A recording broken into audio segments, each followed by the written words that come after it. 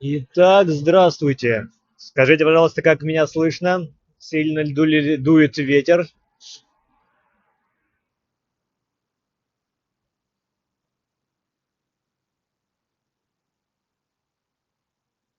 Да, не ходи.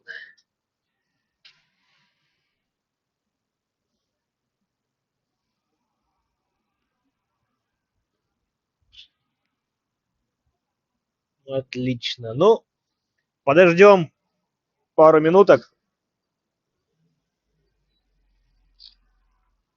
Подождем пару минуток и пойдем. У нас сегодня опять какая-то проблематика была со стартом трансляции.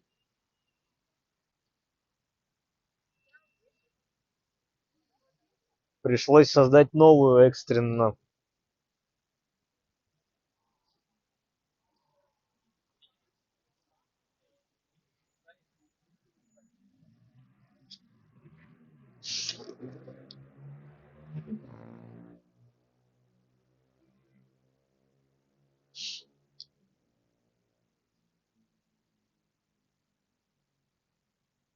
Мы на Невском проспекте у Гостиных дворов. Подземный переход под Садовой улицей Невским.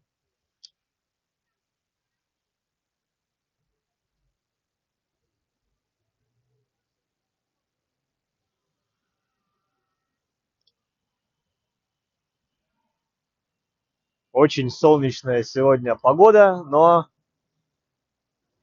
это солнце обманчиво, очень холодный ветер. Яндекс сказал, что +6, что ли, +8 всего лишь. Это, слава богу, не снег, как в Москве.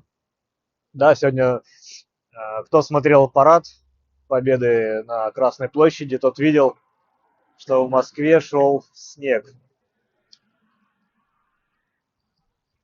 Ну, вот нас уже 6, в принципе, 6-7. В принципе, да. Антонина, не покидайте нас, будьте с нами, и все пройдет отлично. Отдельное вам спасибо за поддержку канала.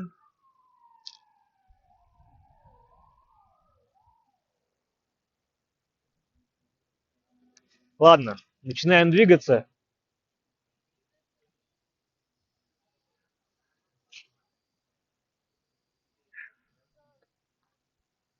Пойдем к Дворцовой площади.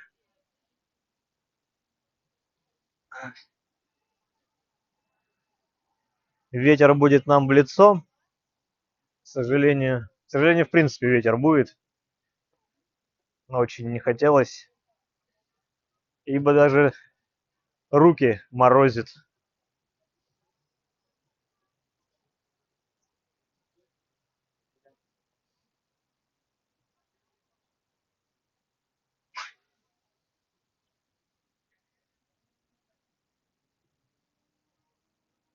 Вообще у меня был план капкан.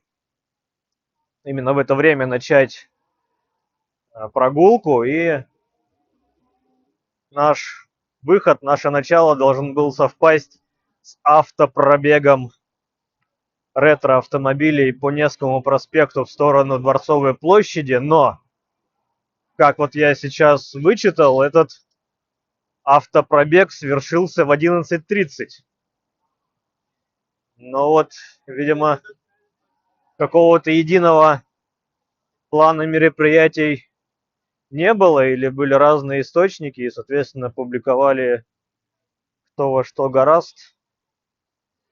Ну вот тут не удалось, но автопробег должен был закончиться как раз на Дворцовой площади этих ретро-автомобилей, и они должны вдоль Эрмитажа там запарковаться. Так что пойдем на Дворцовую, надеюсь, у нас получится на нее попасть. Там не слишком много будет кордонов безопасности. У нас сейчас тут все за безопасность, даже авиационное это шоу с пролетом авиации над Дворцовой площадью, как и в Москве, отменили, к сожалению. Уже который год. Вроде бы эти самолеты летали, улицы совсем не слышно, да? Тогда, друзья, сейчас чуть-чуть будет будет чуть-чуть перерывчик такой, буквально 10-15 секунд, трансляция прервется, я сейчас зайду в настройки и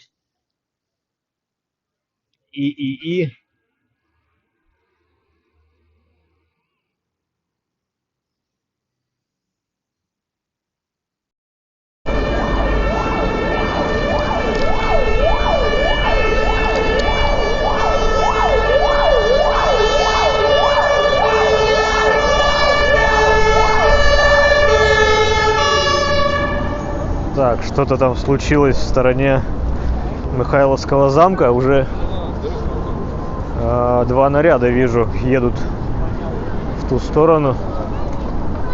Сейчас две машины, и до этого на Посадовой в ту сторону две машины уехало. Так, Татьяна пишет, что многие вчера уехали за город. Ну, в принципе, да.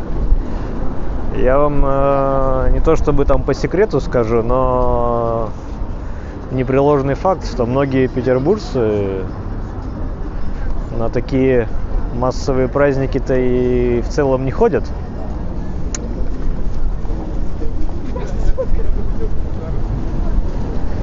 Вот.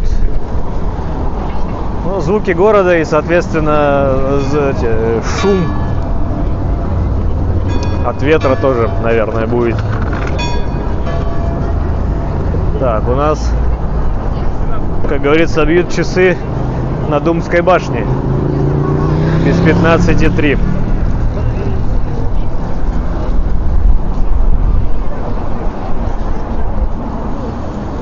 Видите, все идут, придерживают шапки.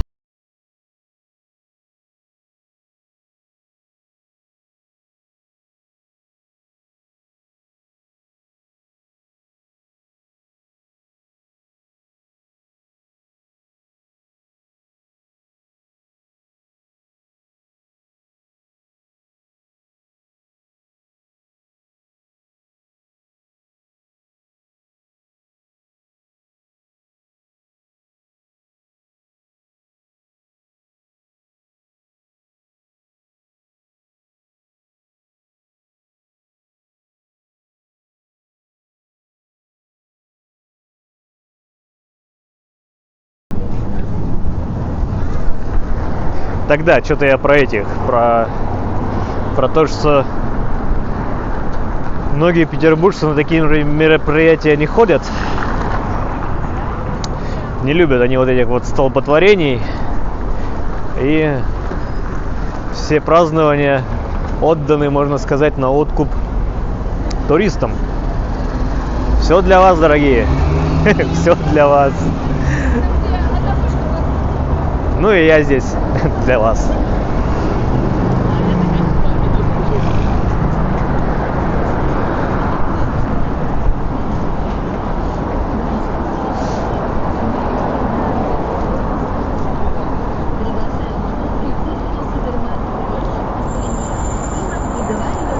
Весь Невский в растяжках, в таких, я не знаю, как это правильно-то называется,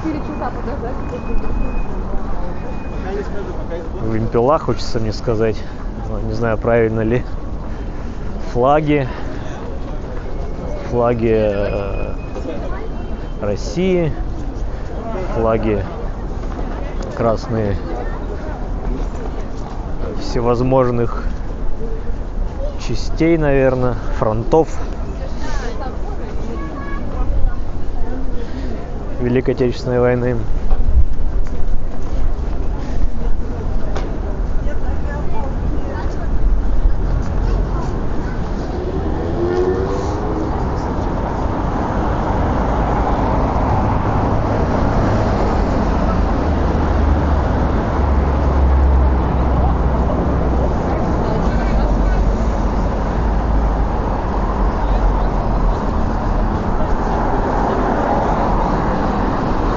Мне вот почему-то думалось, что Невский проспект будут перекрывать.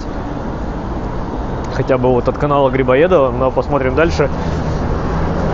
Может, со стороны Мойки перекрыли. Не знаю.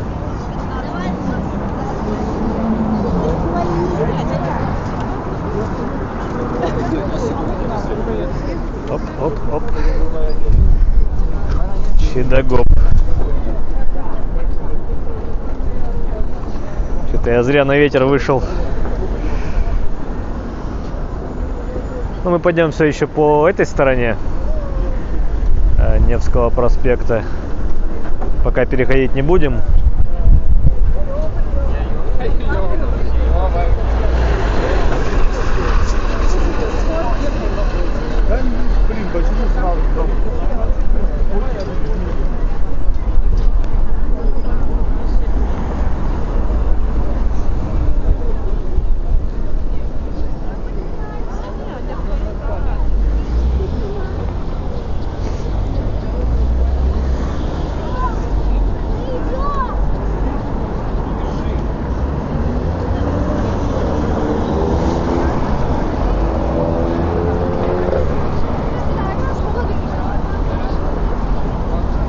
Так, сильно спешить не будем, пройдем через Казанский собор.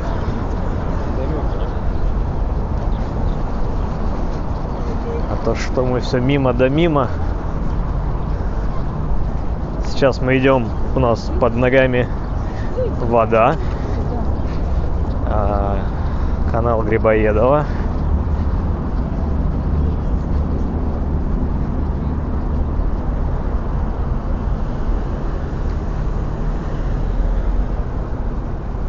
Там солнышко, соглашусь, но там солнышко будет играть против нас, портя нам картинку.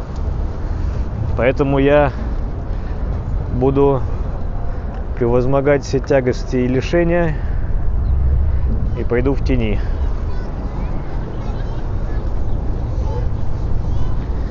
Вторая статья устава.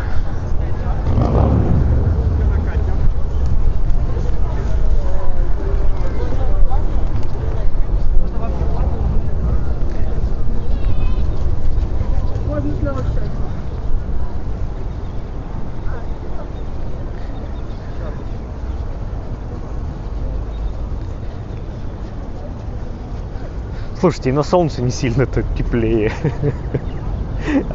Объективности ради.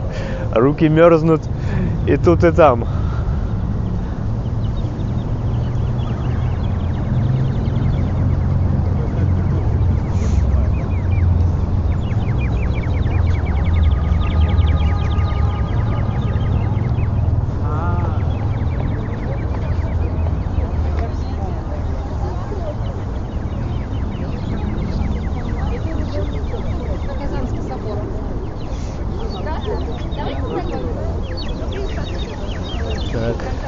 Костюмированные попрошайки.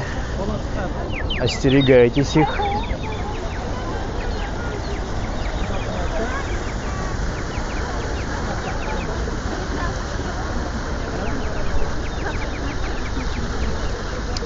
Банковский мост. Он у нас же немножко в стороне, господа. Банковский мост. А дальше с Банковского моста куда? У нас цель Дворцовая. Ну, было так в планах.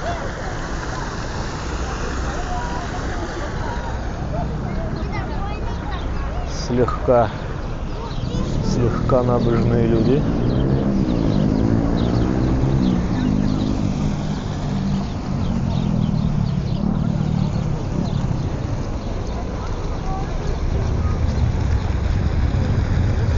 пойдемте потрогаем крылатых львов, охраняющих когда-то казну, теперь студентов.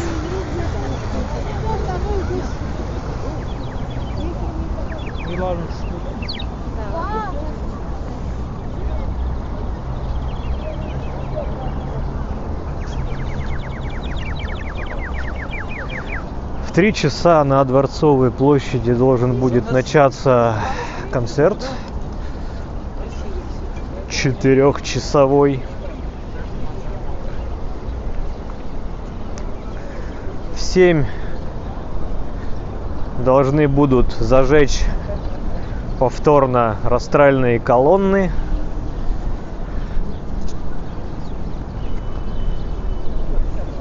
Юлия, спасибо. Пишет: добрый день, с праздником, отличной прогулки.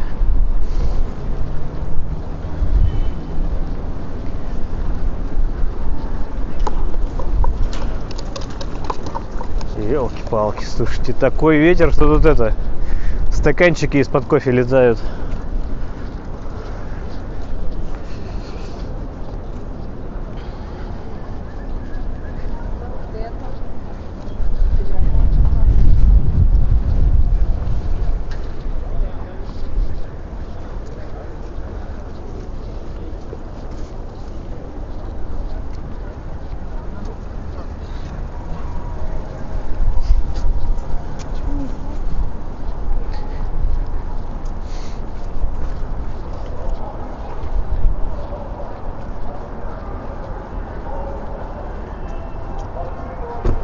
Вот вам повезло.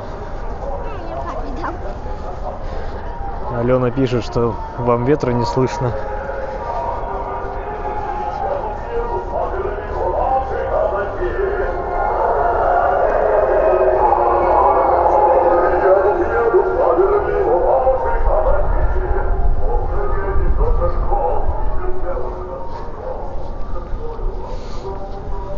Вам не слышно, а мне он задувает везде.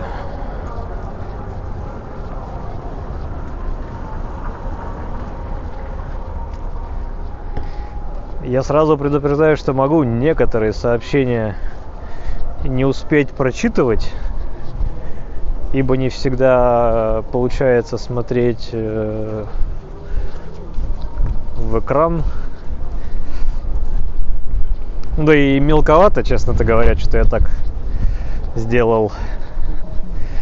Но всегда есть вариант большим сообщением на пол экрана всплывающим отправить Донателлу. Так, от скромности не умру, да, но побуду в роли Петра и Екатерины.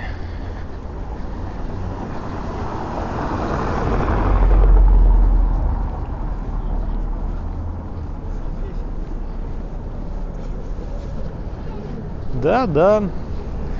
Вот я поднялся на гостинки из метро, и прям таким потоком каждый подъезжающий поезд, мне кажется, он оставался пустой. Все выходили и все поднимались на гостинки.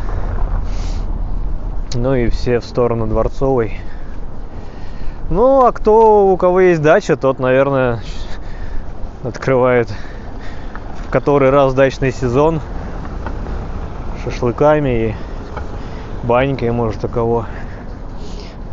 Но я честно признаюсь, я вот тоже не любитель на подобные массовые мероприятия в центр ездить, но что не сделаешь ради вас, ради тех, кто хотел бы, да не может. Я-то ведь могу, но не хочу. Но тут вот жертвенность. Государственный экономический университет, бывший там Финек. Я как-то вот к Финеку привык, Финеком его все обзываю. бывший Государев банк, казна хранилась. А эти крылатые львы сторожили казну.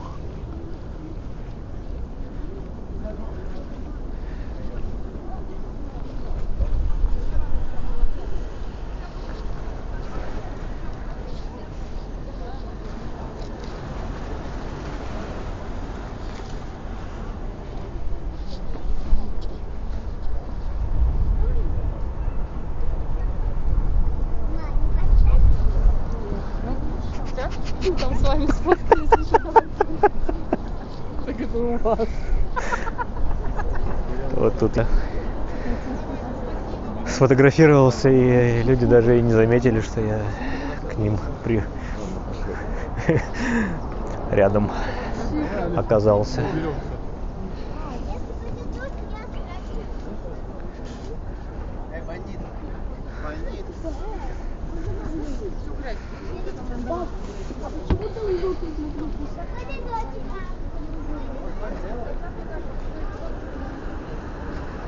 Так, к нам только что подписался Артём на канал.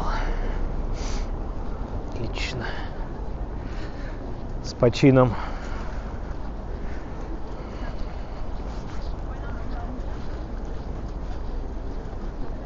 Так, ну, видимо, на Финском заливе достаточно сильный ветер. Как будто бы даже в сторону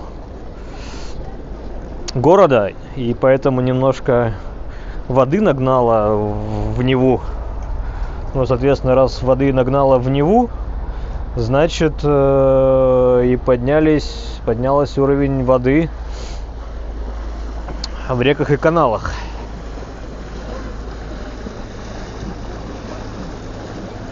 Как-то без энтузиазма люди катаются. Да? Наверное, замерзли.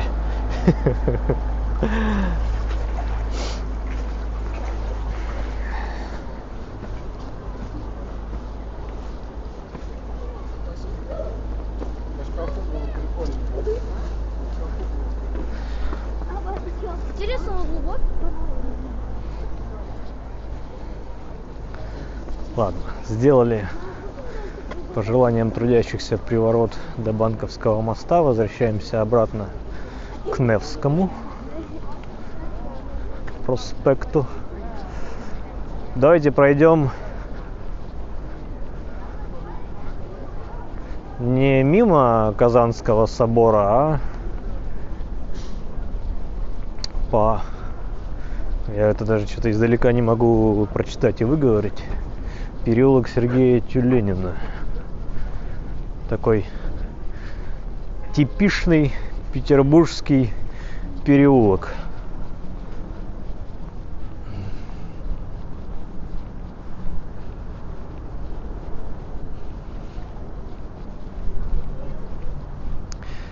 Так, что-то мне кажется, что вас немножко укачивает. Камера settings, stabilization, cinematic. Шпуньк.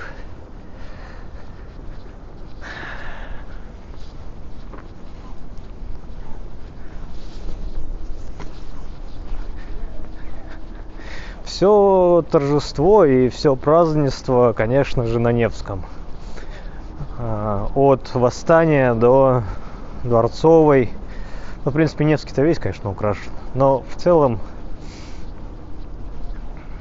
сосредоточение праздника на Невском. Не знаю, конечно, как в других районах города, там на той же Ваське, там на той же Петроградской стороне. Уж про спальники вообще молчу. Хотя вот прошлый год как раз вышла эта игра Atomic Heart, по-моему, называлась. Вот этот про альтернативное будущее, в котором Советский Союз победил всех.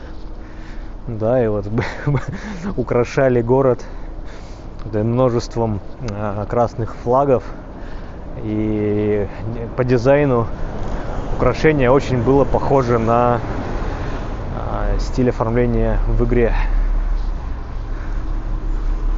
Так, мы вышли на Караванную, на Казанскую улицу.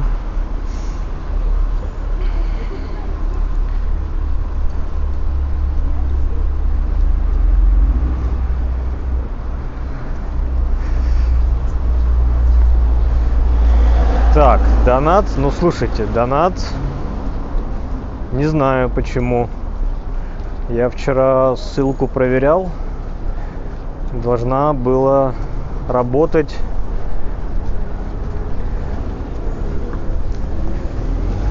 Если есть возможность у кого-то еще, ссылку проверьте, пожалуйста, скажите, как у вас.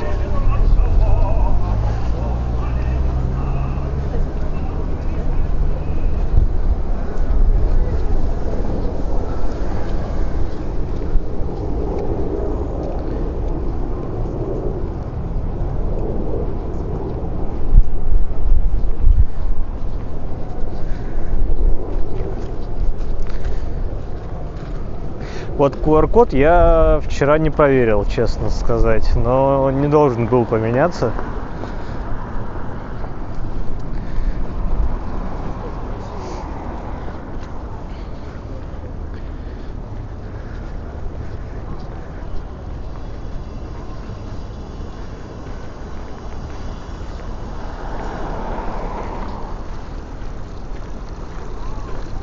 Вот у Алены открывается, так что, уважаемый Арбат, проверяйте. Так, у нас тут, я боюсь уже ошибиться, институт имени Герцена же, по-моему, да?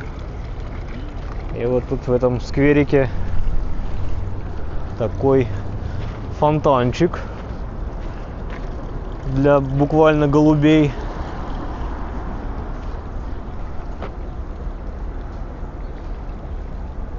Слушайте, если уже нажали отправить и там 504, то это все вопросы вот к этой самой площадке Donut Alerts.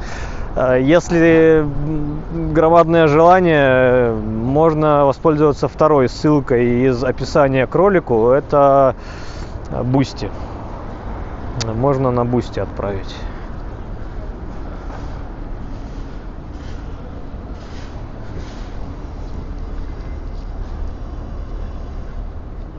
Все ли были, когда у Казанского собора его обходили? Все ли в курсе, как он сбоку-то выглядит? А то, по-моему, наверное, все с фронтальной части заходят. Вот это где полукруг из колонн. А в таком-то ракурсе, наверное, никто его и не видел. Ну ладно.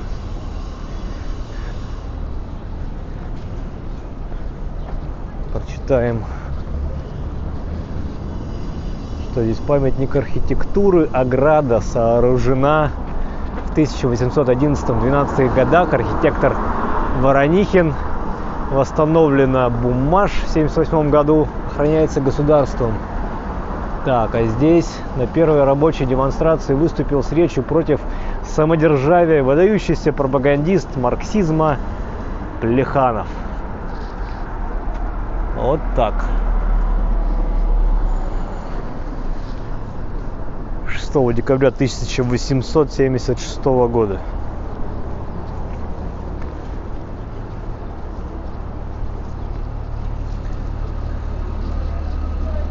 Ну да, институт Герцена был.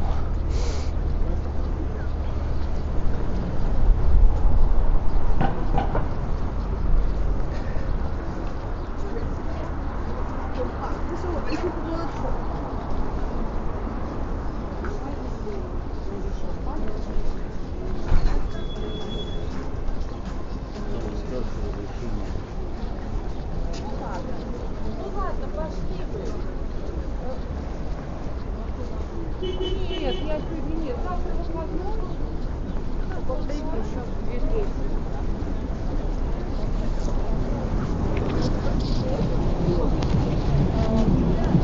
Ну, хорошо. нас первые заторы на Невском проспекте. А с чем связано? С тем, что выставляют вот такие рестораны на половину ширины тротуара. Как это власти одобряют, я что-то не понимаю. Это ж создают дикие неудобства.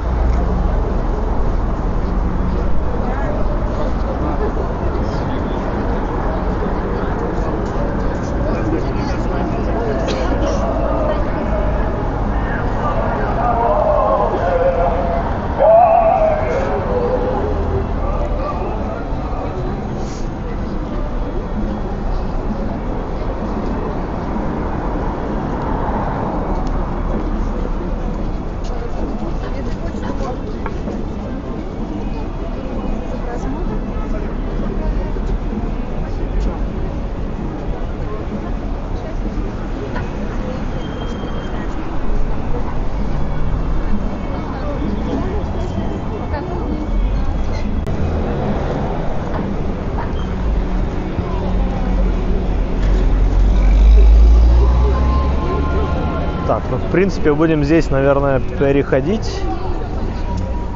Так, только нам что тут, целую минуту ждать? Но...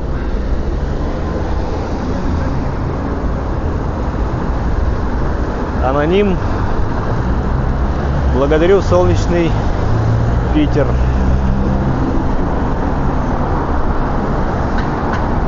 Да, спасибо. Аноним. Ну, друзья, призываю не стесняться и оставлять свое имя в истории канала.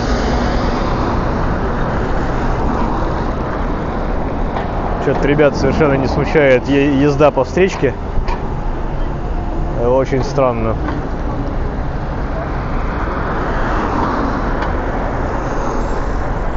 Так, мы напротив... Я опять все путаю. Большой или малой конюшиной? По-моему, большой. Сейчас мы на нее заглянем.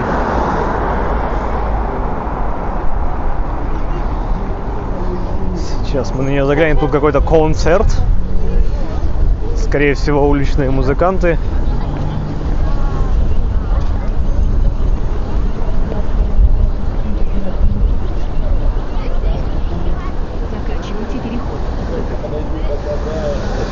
Лезешь, дед. А, дед. Галерка!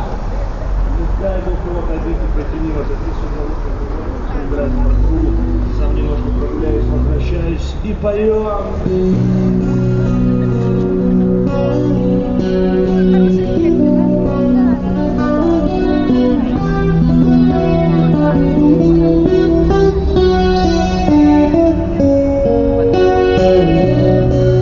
Товарищи, поддерживаем музыкантов с праздником, я уже иду, спасибо большое! По-моему, это тот дяденька, который на Дворцовой обычно выступает. Ну ладно, не будем тут задерживаться.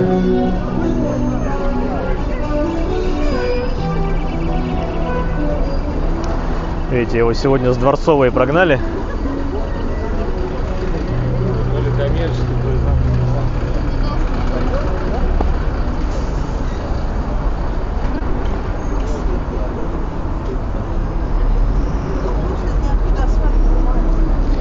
И, наверное, мы с вами сейчас повернем на мойку и пройдемся по моечке. Потому что чует мое сердце и все остальные органы, что впереди вот нас ждет по Невскому очень плотный трафик.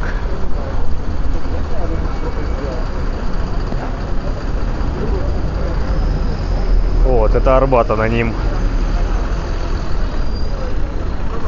Ну, Арбат, с почином вас. Всегда бывает первый раз. Согласитесь, это было не больно.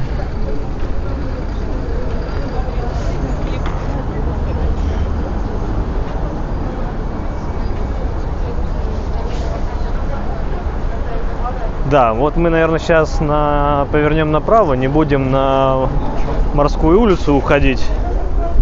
Пройдемся здесь. Здесь как раз набережная перекрыта, и мы сможем спокойненько пройтись. И через Певческий мост выйдем на Дворцовую площадь.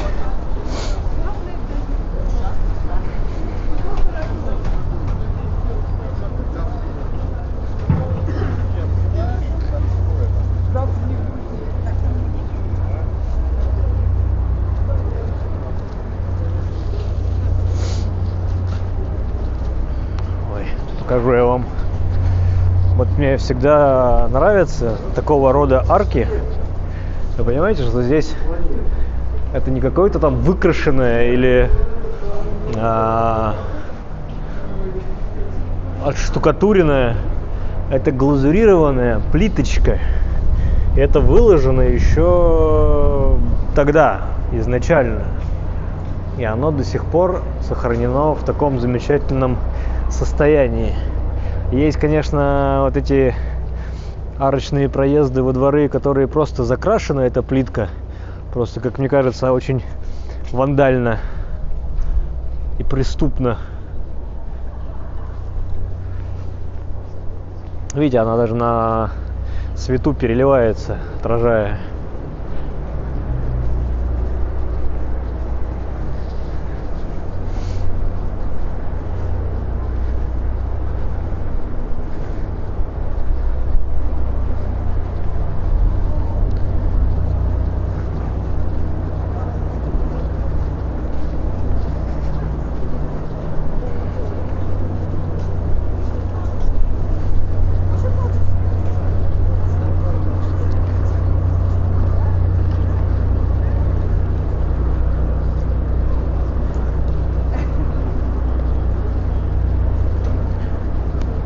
Всюду развешаны такие флаги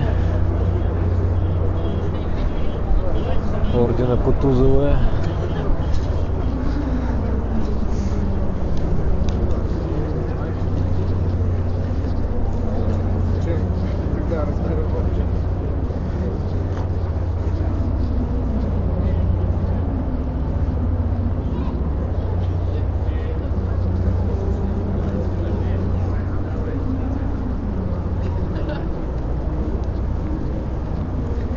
Впереди у нас Волынский переулок, по которому можно выйти к Ленинградскому дому торговли, ЛДТ. Такой, наверное, петербургский ГУМ, ЦУМ.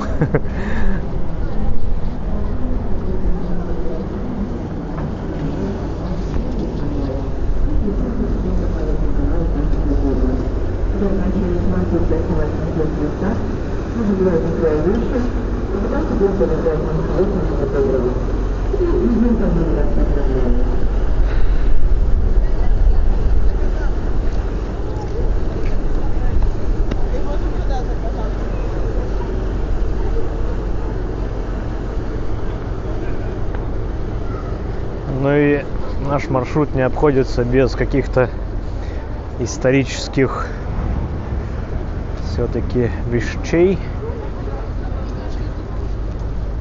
Здесь вот на углу с Волынским переулком музей печати. Здесь была типография когда-то. Когда-то. Есть книжный магазин.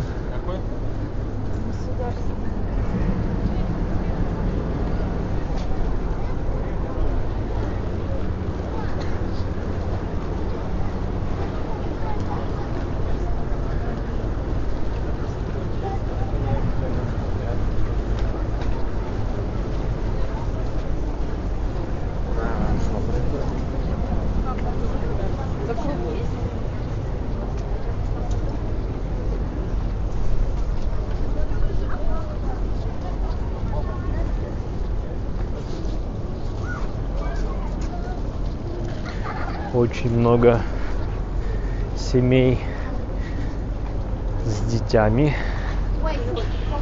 Наверное, это хорошо. Прививают патриотизм таким образом, привлекая внимание и называя.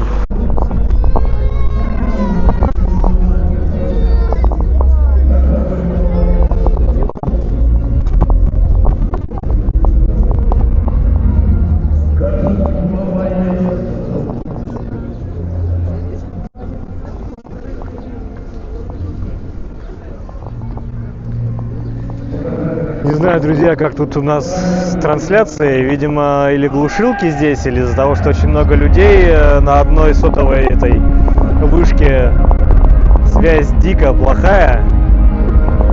И, скорее всего, и стрим, наверное, оборвался. Не знаю, я все-таки надеюсь на то, что запись останется, поэтому...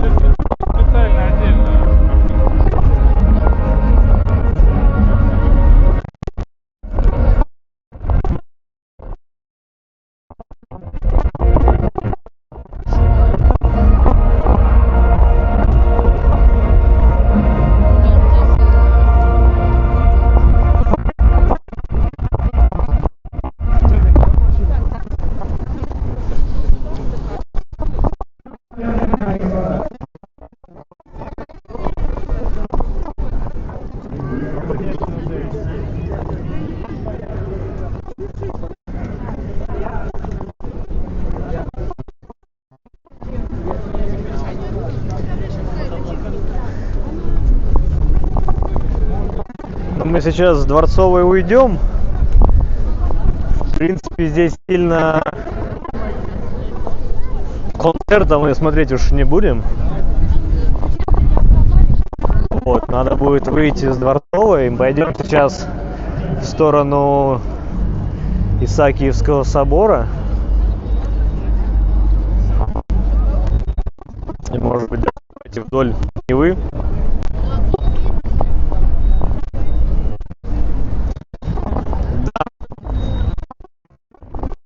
Это, знаете, такое...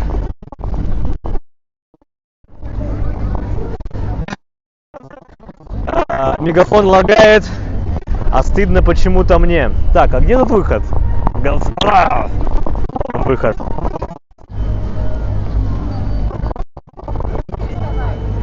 Сейчас.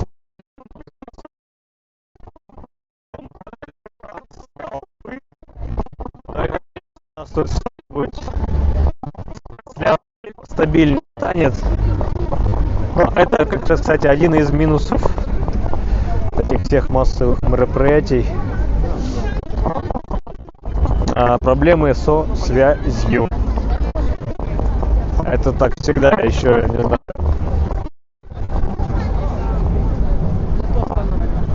На Новый год где-нибудь на елку прибежал, хочешь там с друзьями.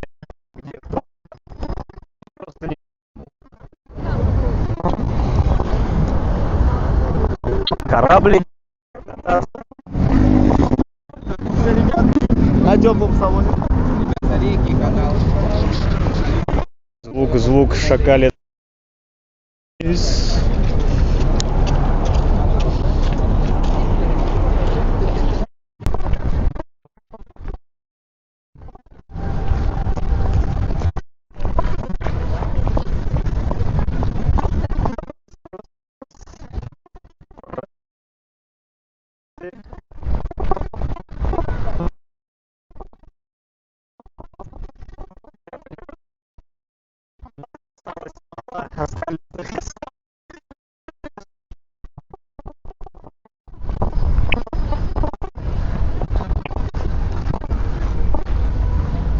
Ну что поделать?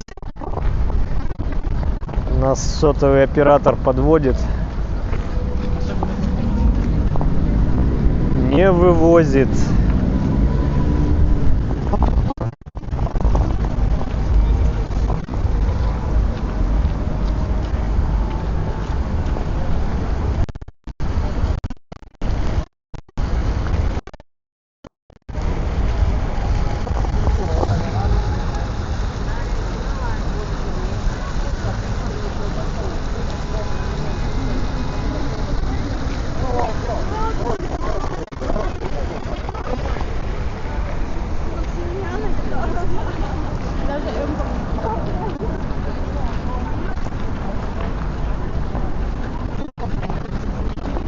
Думал я даже что-нибудь с сотовой связью тут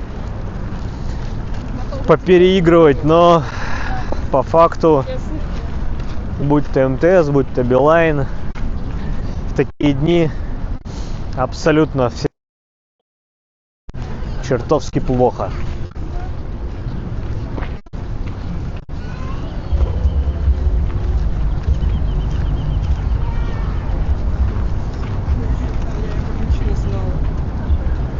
Опять висим, да что такое?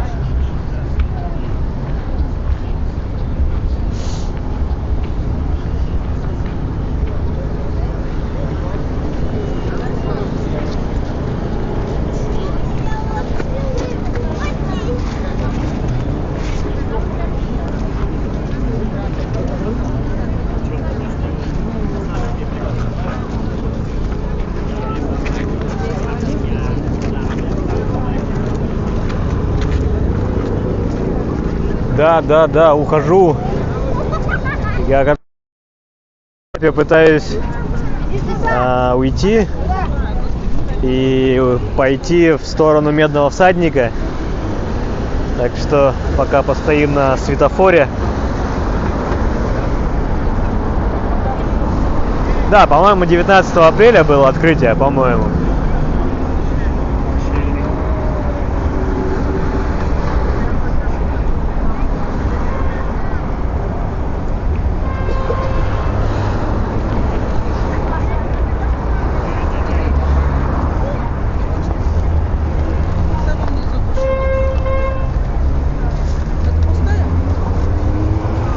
Еще 30 секунд.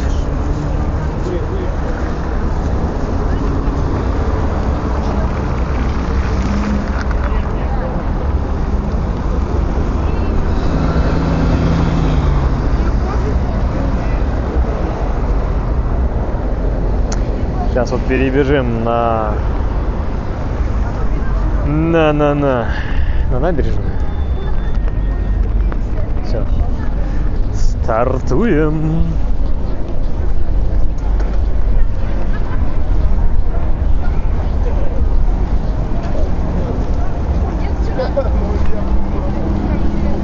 А в 10 вечера будет салют. Ой. Будет еще больше людей. Просто тьма. Тьмущая.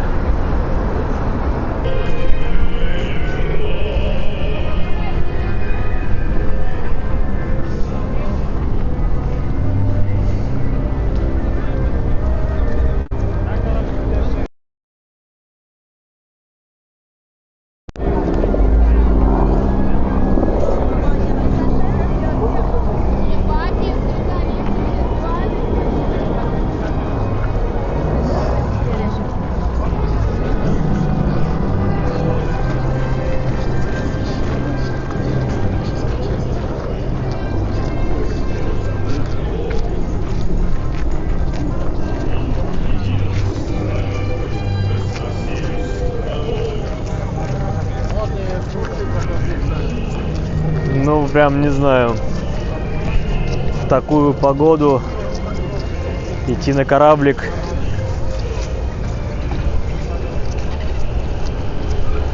опасненько, это опасненько.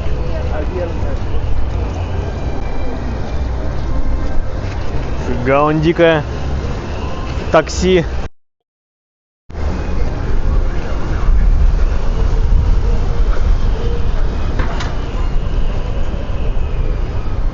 Прям прикол.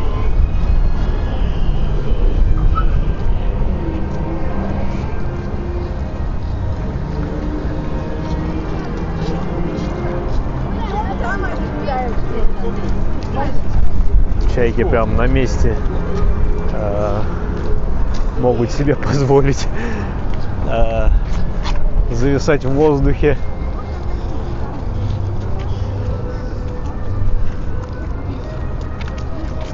Спасибо, не надо.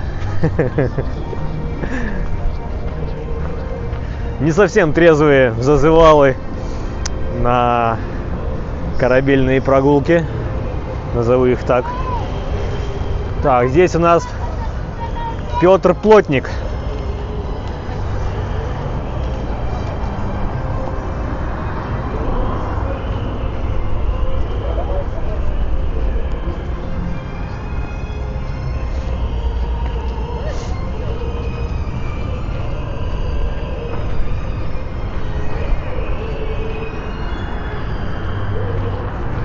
По идее, связь должна немножко сейчас уже улучшиться. По крайней мере, я цифры по скорости стрима вижу, что увеличиваются. Вот иду сейчас здесь по набережной, и вот пахнет обычно, знаете, шашлыками, там чем-то вот шавермой, или не знаю. А сегодня пахнет жареной корюшкой. Это прям манит. Вот тут вот сложно устоять. Это, знаете, быть весной в Петербурге и не поесть корюшку, это, конечно, нельзя так, нельзя. Надо обязательно.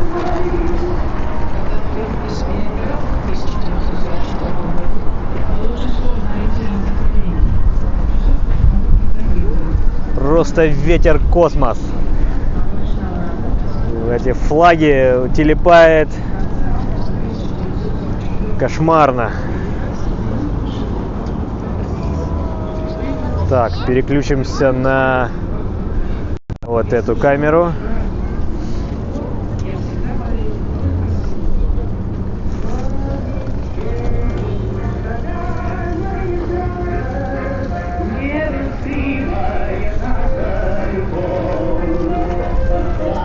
На столбах динамики. Сегодня звучат песни военных лет. На корабле кататься.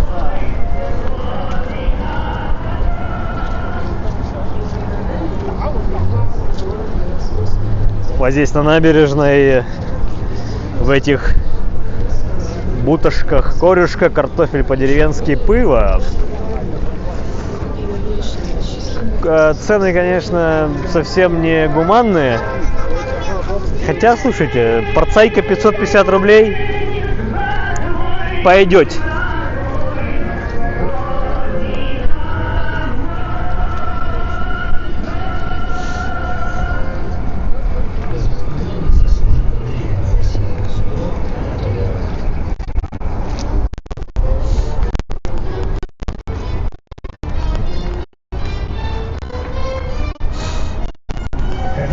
Война исполнилась 3 года. Все блокады мы не уезжали из его отца. Он лишь в середине войны.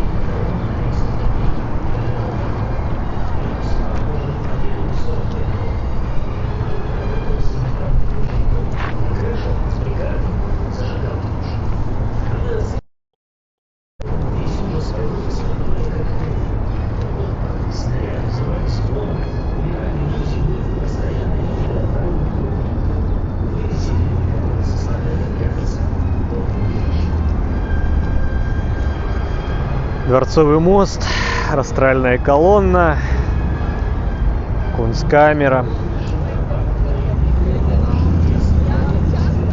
Это красноватое здание 12 коллегий. Дворец Меньшикова желтый.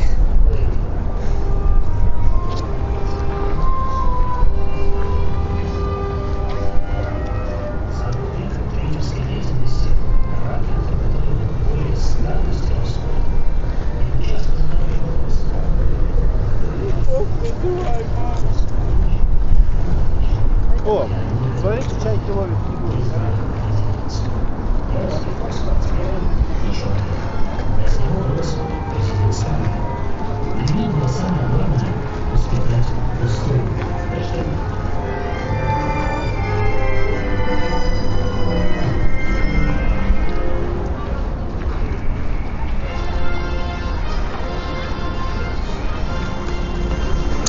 Что-то мне так получается, что маршрут против солнца. Я уж за ветер молчу. Ветер это по умолчанию будет против нас. Но мы еще и против солнца все идем.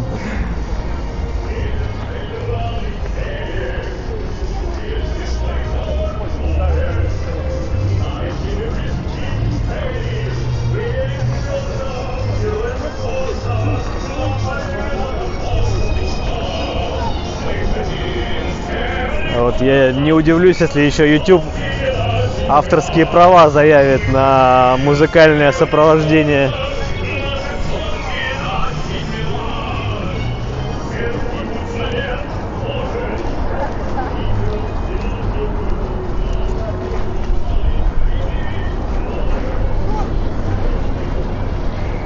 Там намечения нет.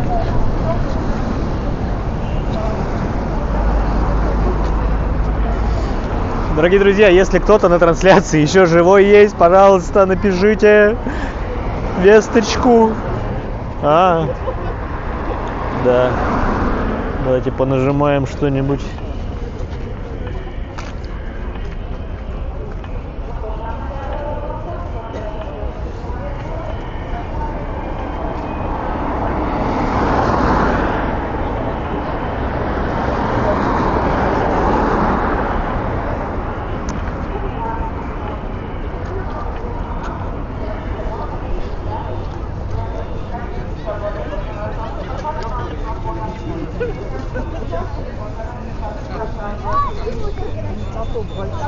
Напрасно, что салют, девочки. Сейчас по рекам и каналам. Ребята, по рекам и каналам. Давайте расскажем наши цены и скидочки. Просто вот эти все зазывалы, это, конечно, не знаю, ребят, ну, кто-нибудь именно с их подачи на корабликах катался, или все-таки вы сами целенаправленно шли, покупали билет?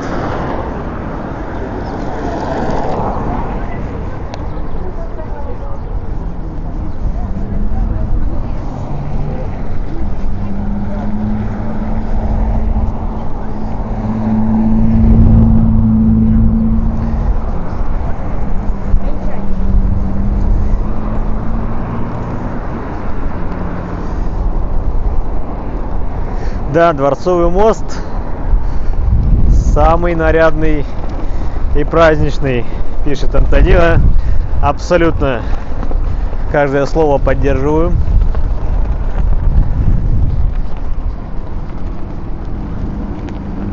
Еще раз развернемся в сторону моста и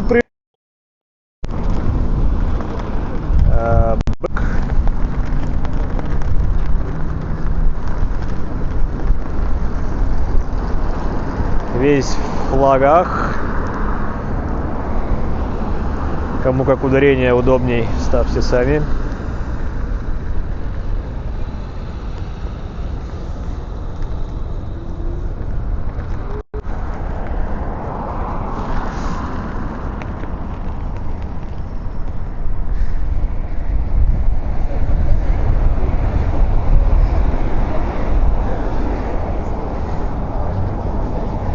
В принципе, у меня был план капкан погулять часок, но уже больше часа.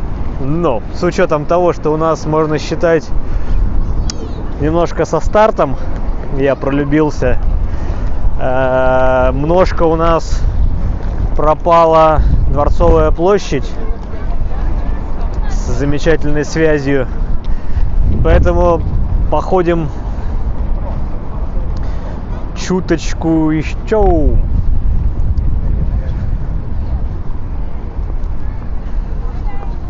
Как вы думаете, как это? Поддерживаете, нет, меня?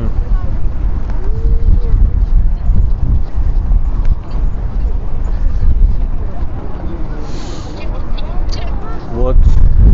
Медный всадник — это символ также и нашего канала.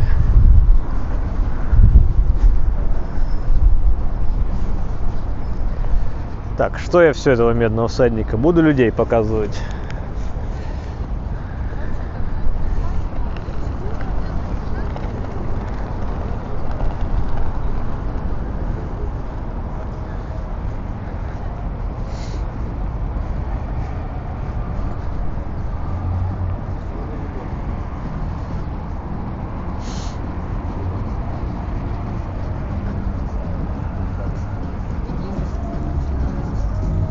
Хорошо, гуляем вместе с вами. Пишут в чате.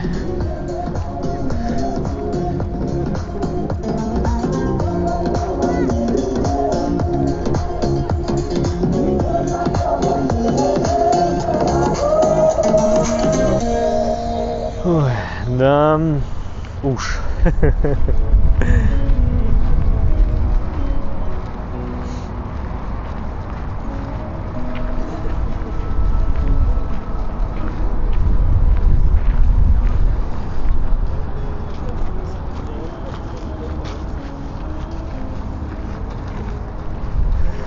Блин, погода. У меня уши замерзли, погода хорошая. Нет, я сейчас, конечно, накину капюшон, и мне будет хорошо. Но это так, чтобы... Держу в курсе. О, смотрите, какая арка.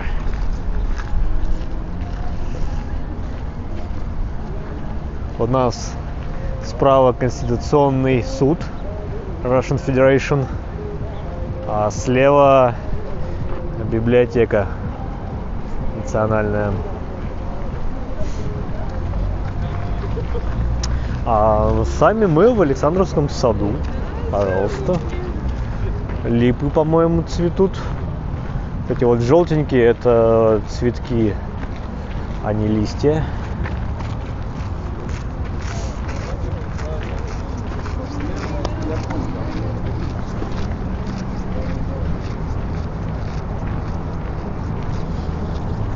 Так, где-то здесь есть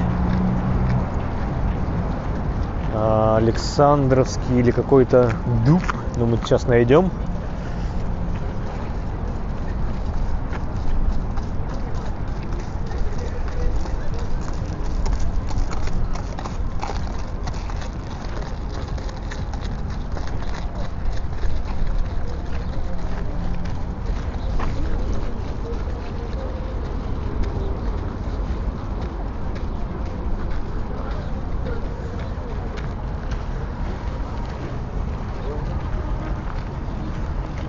Ну, вот тут лошадка накекала.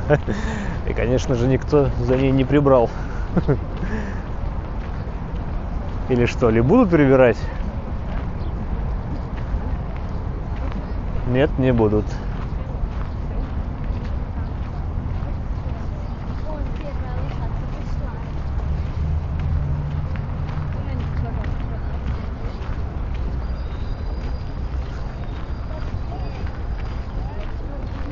Так, где же он? Он как-то так, я помню, был спешл огорожен. И сейчас я его не вижу.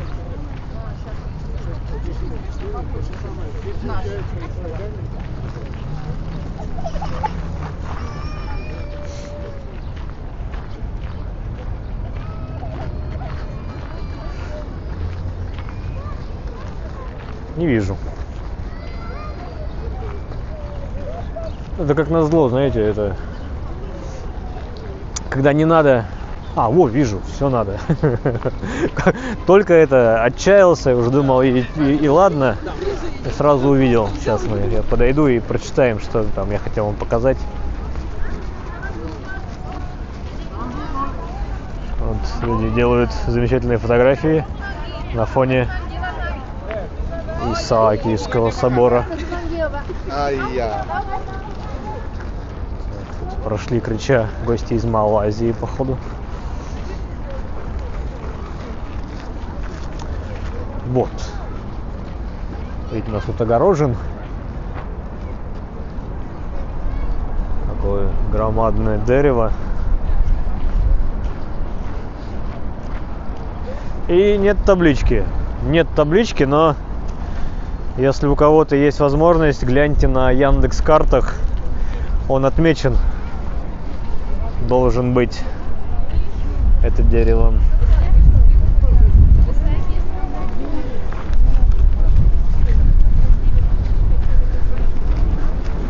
А на колоннаде там, наверное, ветер какой.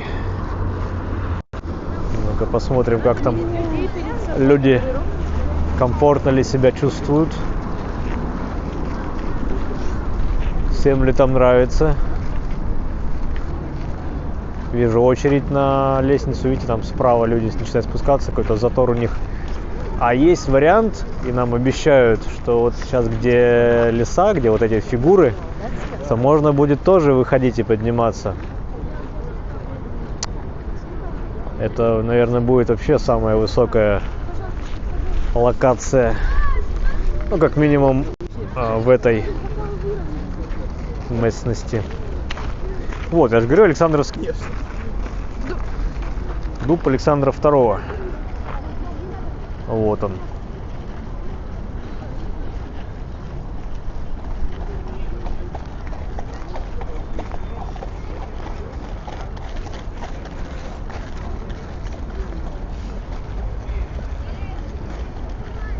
Мюрс, спасибо.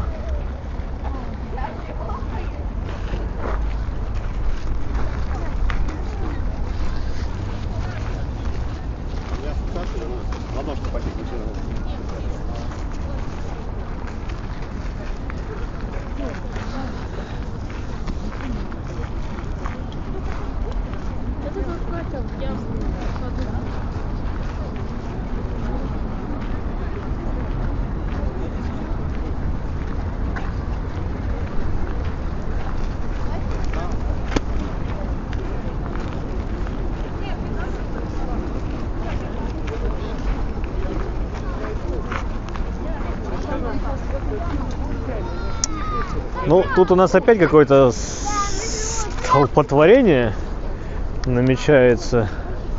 Я боюсь, как бы нам опять тут проблемы со связью не начались.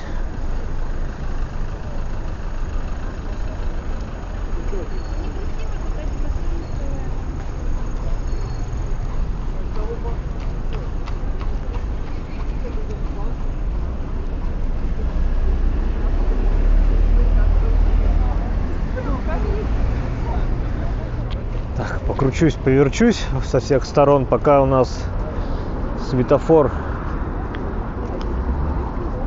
не разрешает переходить. Он у нас на автоматическом управлении. Секунды не тикают, пишет только ау, ау, ау. Да, привет Розенбауму. О.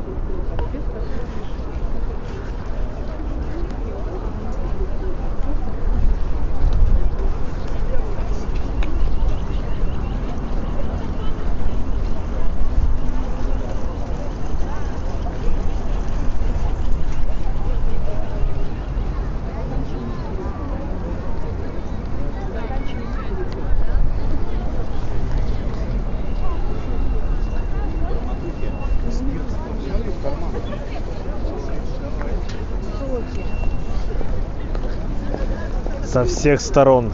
Ну, это вот, видимо, сейчас дорогу там переходят с той стороны. Это люди идут, ну, с Новой Голландии, скорее всего.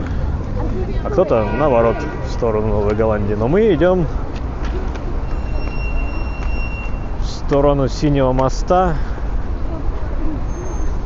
к Мариинскому дворцу, законодательному собранию, на Дворцовую отставить. Были мы там уже на Исаакиевскую площадь. Так, ребят, покажу вам поближе.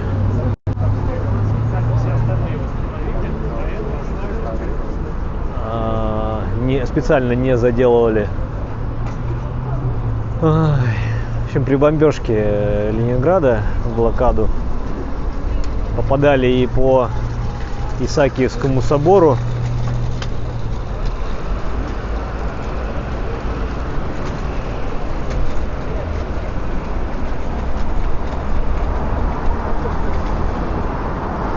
Ну и таких выбоин, скажем, немало.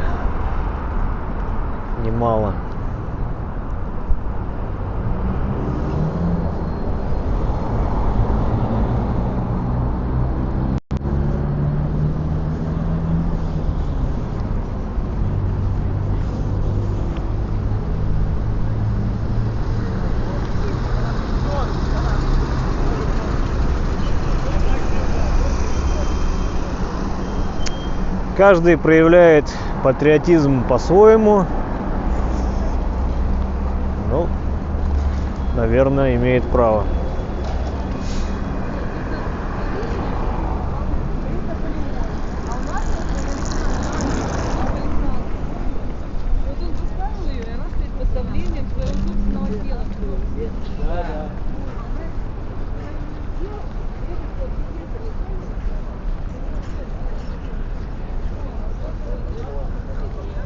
Очередь в кассы высокий.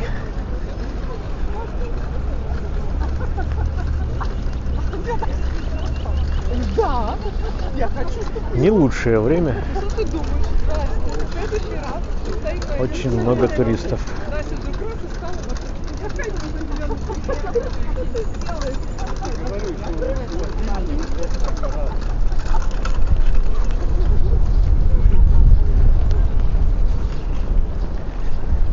Не станем уподобляться большинству. Немножко пойдем в сторонкой.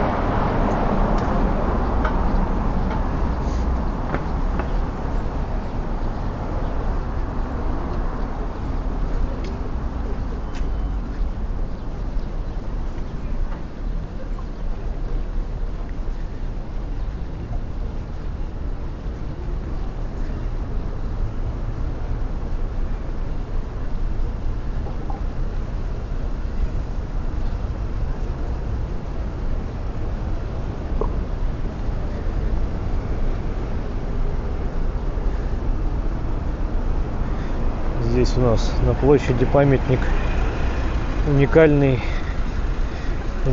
тем, что стоит всего на 2 точках опоры.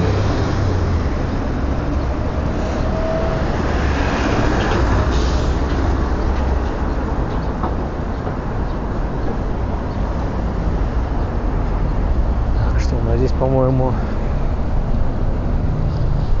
Почтамтская, нет улицы? По-моему, нет.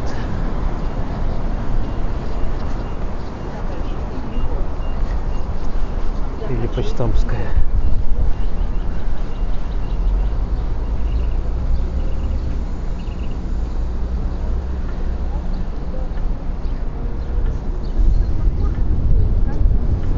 Елена Богдановская только что подписалась. Ура! В нашем полку прибыло.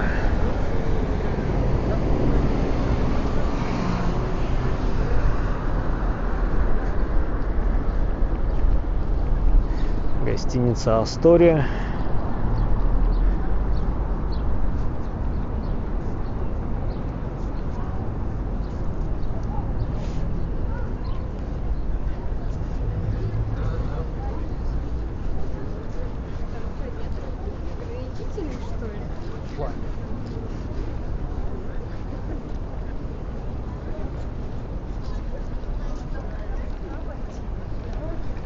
А мы опять выходим на мойку. Синий мост. Уже множество раз говорил и буду повторять. Самый широкий мост в Петербурге. Именно широкий. Не длинный, а широкий. Да, и под ним проходят вот такие прогулочные туристические корабли. И вот он здесь начинается и вот где-то там заканчивается.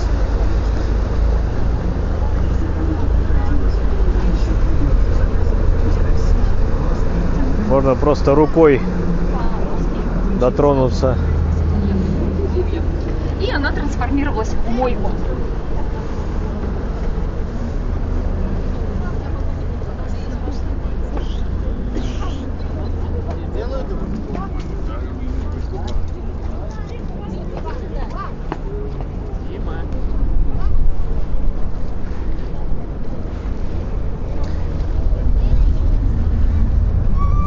повторюсь, на мойке было 4 цветных моста.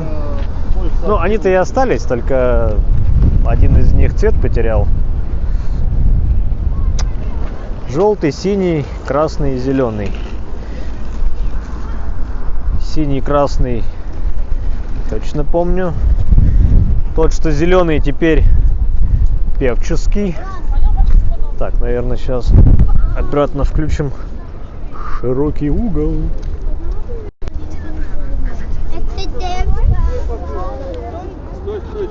Там дорога, ну-ка. Так, давайте голосовать.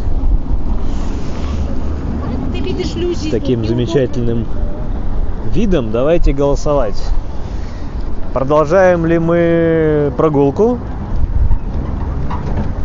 Или да ну его нафиг, бежим греться в какую-нибудь кафешку? Так, я завуалирую.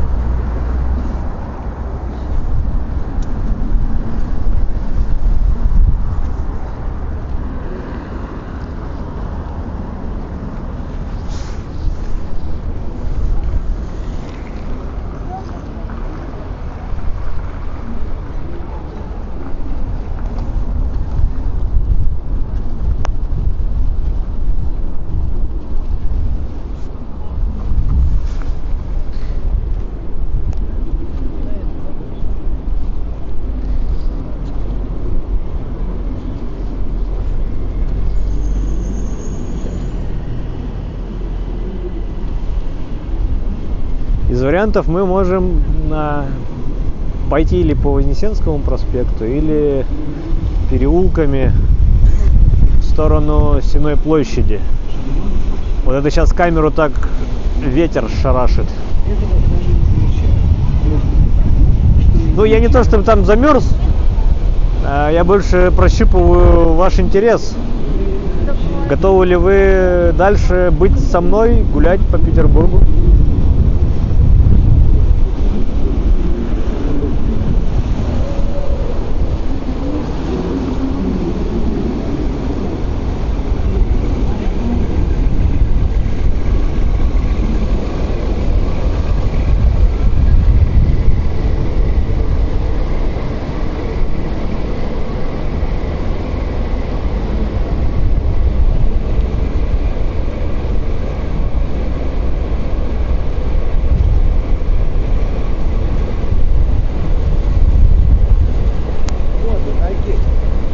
В целом я уже 1,5 часа гуляю, вы уже 1,5 часа у своих голубых телеэкранов.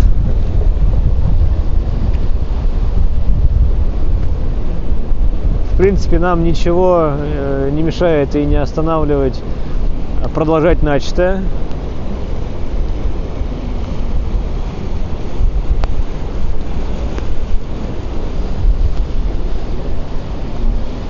Все, Андрей Титов, гуляем дальше. Вот это я понимаю. Главное, уверенно. Чуточку, давайте. Я тут до Сенной, может быть, все-таки дойдем. Ой, смотрите, в принципе, Вознесенский единогласно. Вознесенский, в принципе, тоже украшен. Тоже растяжки. Так, сейчас перейдем ползебры, пока нас тут на капоте не укатили никуда. Сейчас немножко приближу, господа, чтобы вы увидели тоже отчет. Вот на Вознесенском такие растяжечки.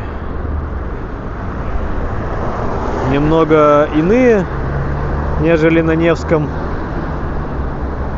но тем и лучше. Разнообразие — это хорошо. Мариинский дворец.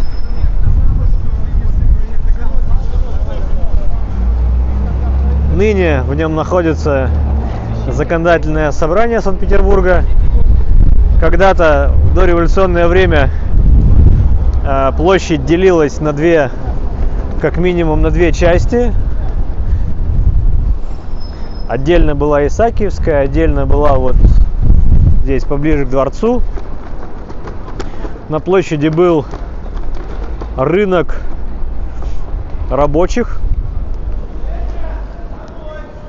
Как-то так. То есть можно было здесь прийти и поискать себе работку рабоче-крестьянскую.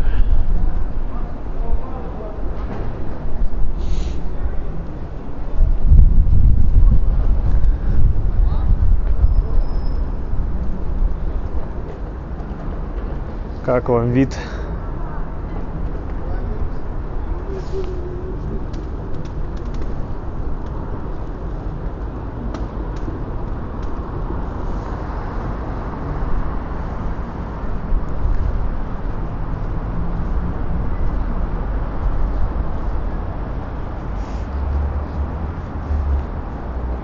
Раньше здесь подъезжали каретки, под крышей останавливались.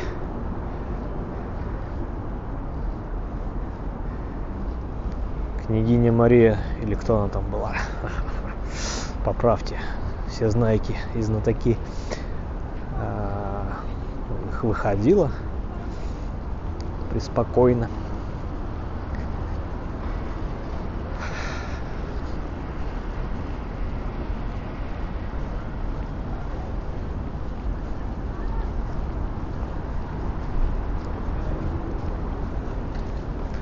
Здесь еще и избирательная комиссия, помимо заксобрания,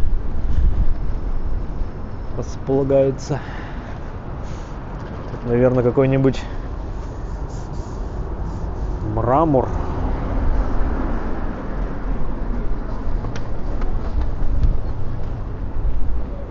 Ну что, покидаем Исаакиевскую площадь. Как бы не хотелось, сделать нам это придется.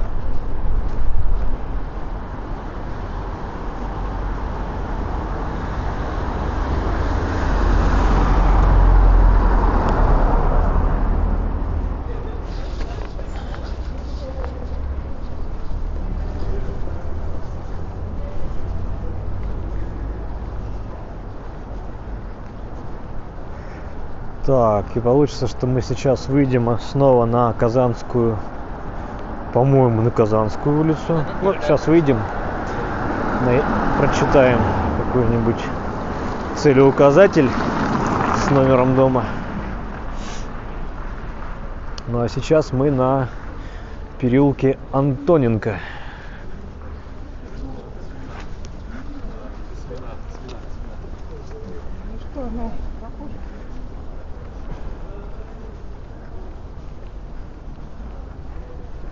Вот здесь совершенно недалеко от как раз Сенной площади, недалеко и быстро можно дойти от Сенной до Исаакия, ну и от Исаакия до Сенной.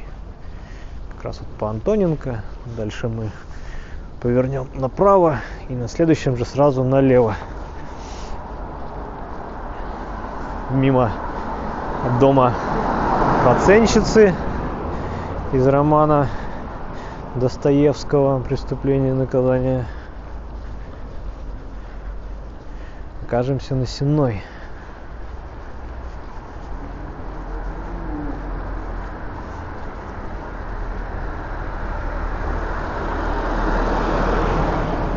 Вот здесь это комитет по образованию. А я думал раньше, что здесь школа находится. И, возможно, здесь школа и находилась. Сейчас комитет по образованию. Но, по всей видимости, какое-то здание еще как будто советское уже. Они еще.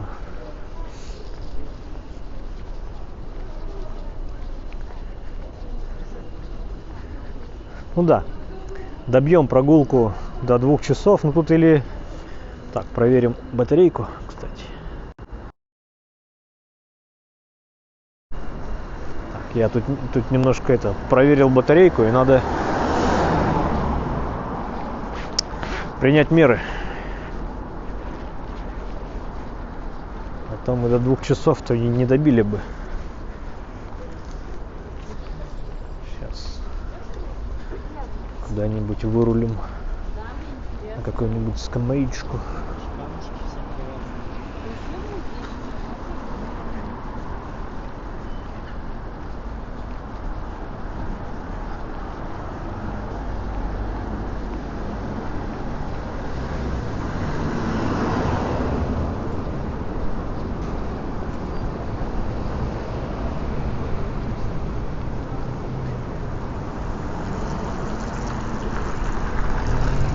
Да, Казанская, все правильно я говорил и говорю.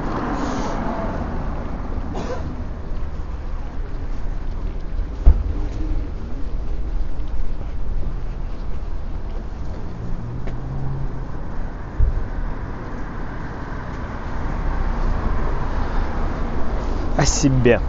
Так, вопрос в чате.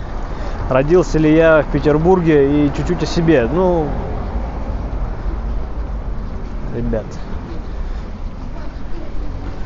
вопрос прям не то чтобы с подвохом,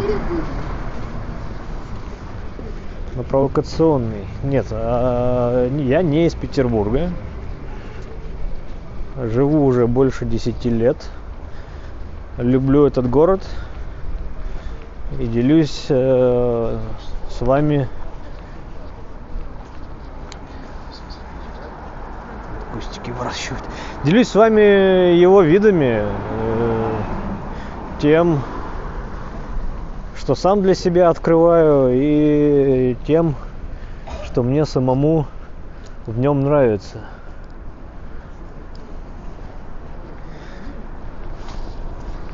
Поэтому нигде не декларирую о том, что я какой-то там чудо-мега-знаток и чуть ли не экскурсовод. Нет, я такого нигде и никогда не говорил и не говорю, поэтому не требуйте от меня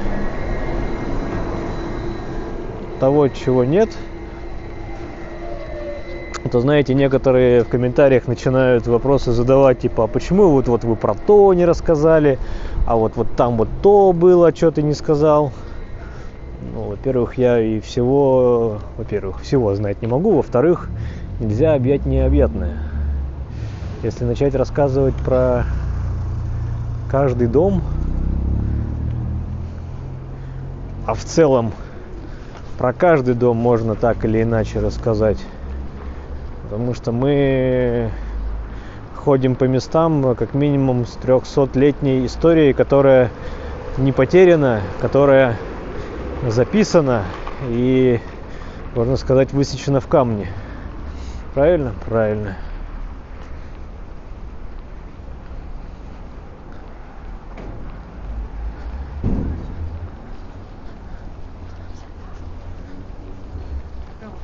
Так, я все что-то пытаюсь найти какое-нибудь местечко, где бы я мог спокойно поставить штатив и подключить Powerbank. И не вижу. Хоть на капот ставь у машины, да? А то потом меня еще за вандализм притянут.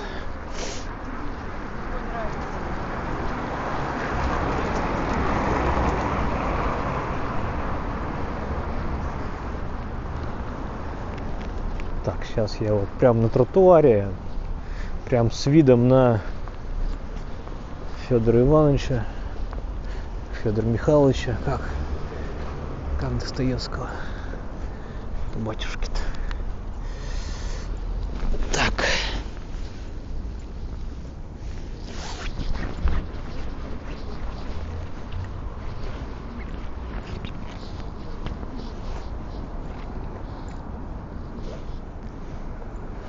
Вот, вы сейчас смотрите на дом Раскольникова, это прототип дома, в котором якобы жил Раскольников.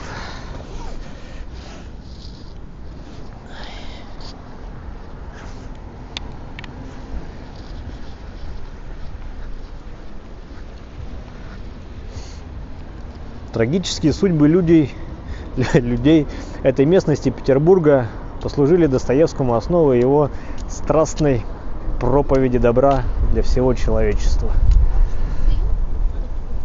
Также здесь есть памятная вешка, высота воды. Тогда говорили вышина. То есть в ноябре Нева выходила из берегов.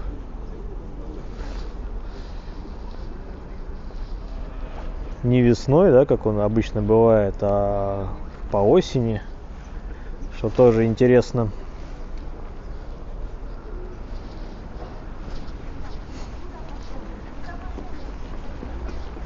Так, я не сказал, на какой мы переулок вышли.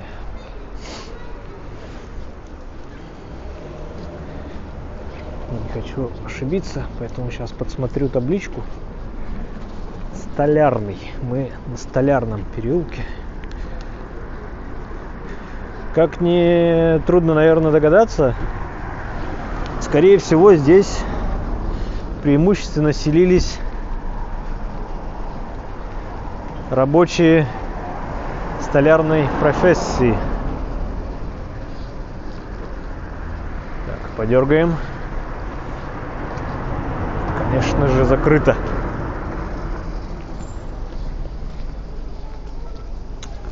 Ну да ладно.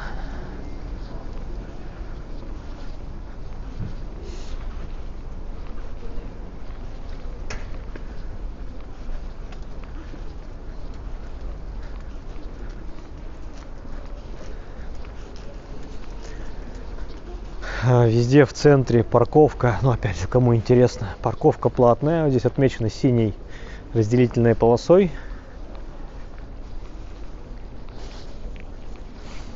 Это все платники. Есть хитрецы, которые ставят таким образом.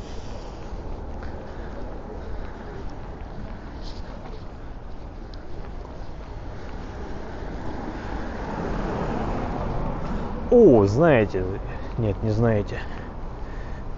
Знаю, куда мы сейчас, я вас заведу. Вот мы уже почти у Сенной. Еще здесь чуть-чуть, и мы на Сенной площади. Я вот зря сюда повернул. В принципе, пауэрбанк подключен. Ноги полны сил.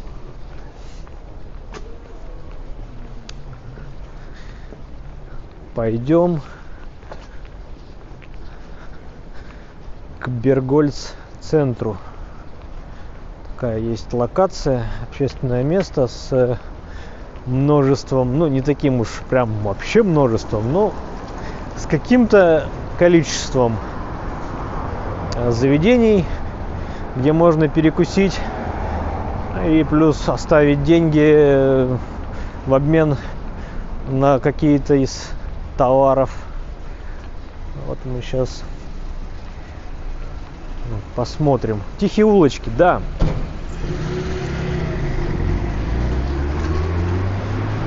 Петербург очень контрастный, очень контрастен в людях в первую очередь. А разные люди создают разное пространство вокруг себя. Соответственно,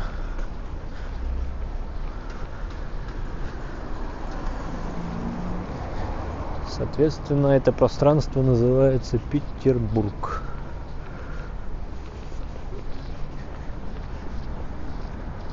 Отель Дом Достоевского. Вот люди сильно и не мудрствуя лукаво.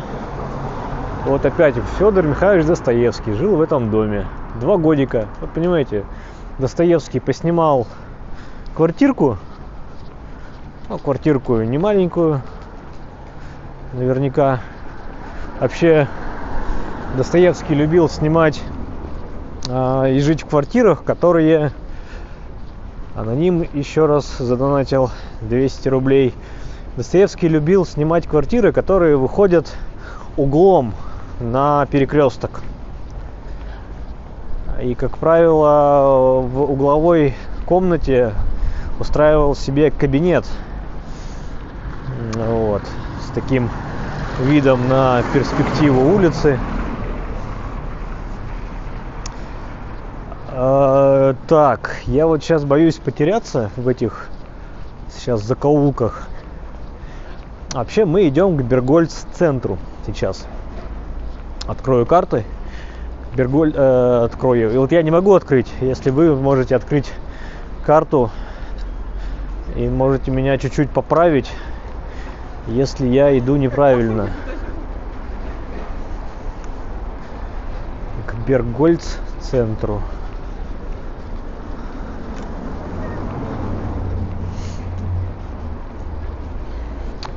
По-моему, то ли надо опять на Казанскую выйти, то ли вот на Гражданской. Сейчас посмотрим. Возможно, на Гражданской.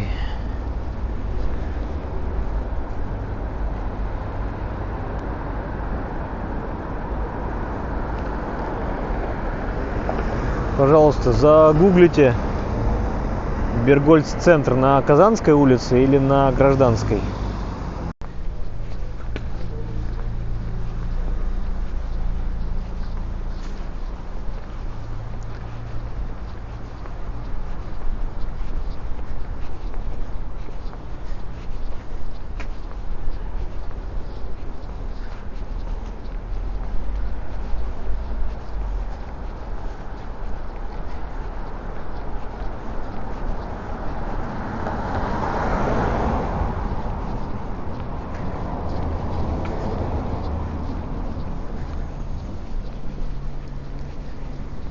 Гражданской. Ну вот, значит, все правильно иду.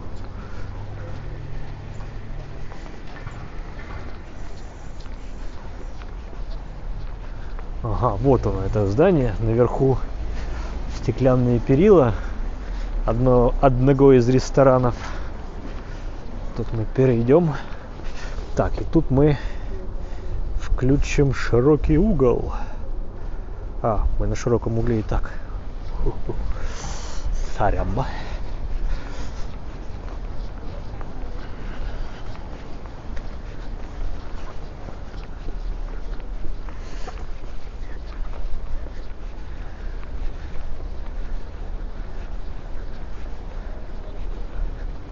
Вот, можно здесь пройти насквозь, по-моему, этого хотела, а можно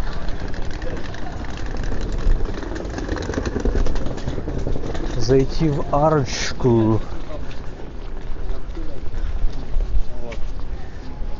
Вот это место. Бергольц-центр. Ну, это вот одно из тех пространств по типу Новой Голландии, этажей.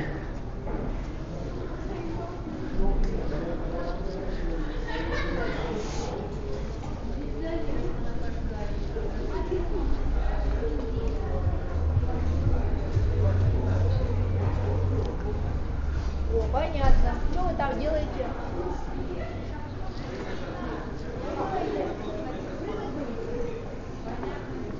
Абсолютно свободное пространство для перемещения. Поднимемся по этой винтовой сперва лестнице.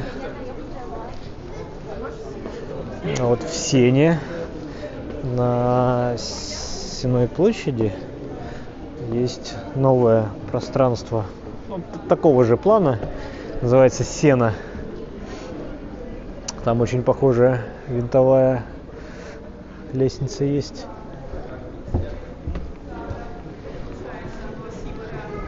Первый этаж — это все-таки едальни. Steam. Странно, Steam. Раньше здесь была пиццерия. Так, ну ладно.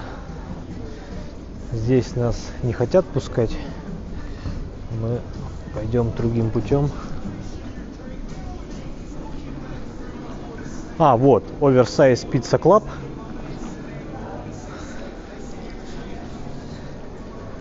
Здесь, как они себя позиционируют, самая большая пицца в городе. И выносят ее не в круглом виде, а... Ну, не буду заходить внутрь, конечно.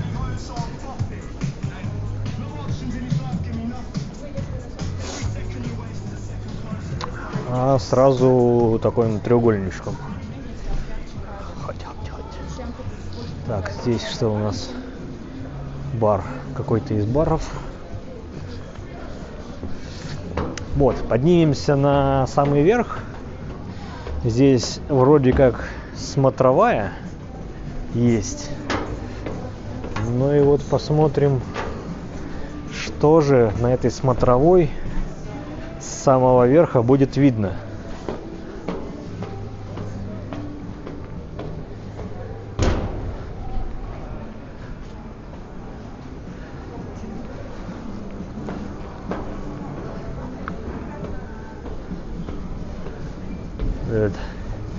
Типично промышленный дизайн конца 19 века, необработанный красный кирпич.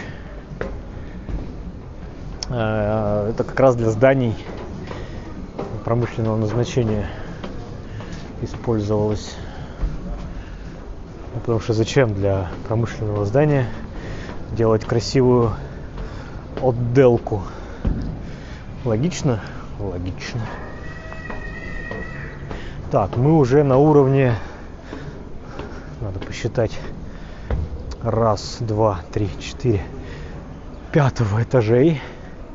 Мы уже над частью крыш. Поднимаемся еще выше. Доступ свободный.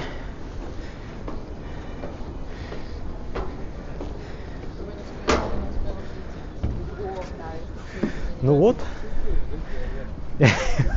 Кто хотел крыши Петербурга? Их есть у меня. Не сильно, конечно, выше моего уровень крыш. Здесь мы можем посмотреть на печные трубы, скорее всего, или это вентиляция. Может, и от каминов. Вот, еще дальше.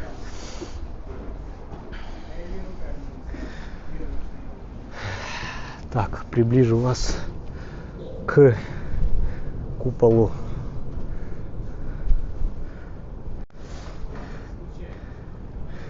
Исаакиевского собора. Фокус не хочет фокусироваться. Там еще у нас вдалеке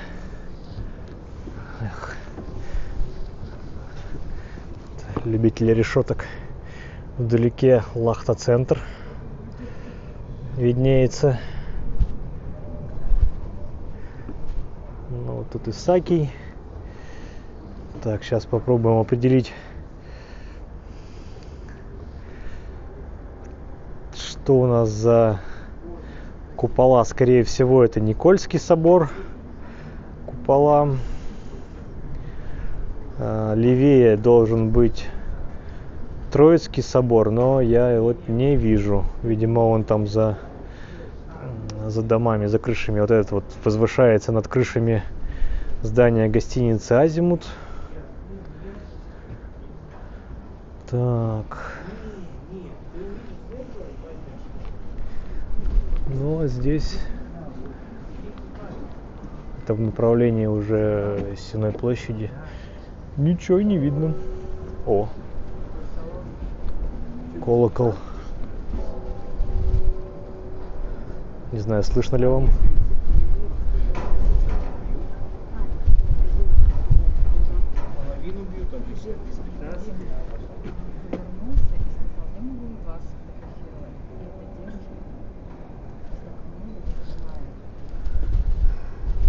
Вот, я вижу, по-моему, это вон там вдалеке. Вот, я прям боюсь ошибиться. Да, лучше не буду говорить, что это. По-моему, я ошибаюсь.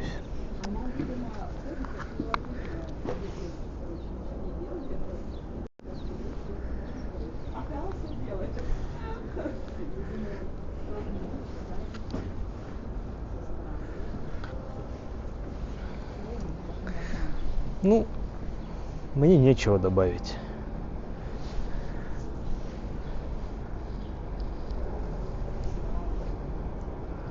Есть дома в округе и повыше, и прямо крыша в крыше.